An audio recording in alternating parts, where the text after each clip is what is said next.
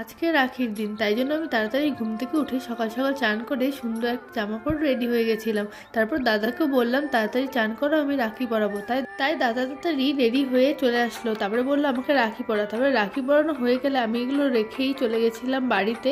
আর বাড়িতে দেখি কিছুই খেতে পারবো না, তাই বসে বসে গল্পই করছিলাম। তারপরে আমাকে বৌদি ফোন করে বললো যে আয়, তো দাদার হয়ে গেছে।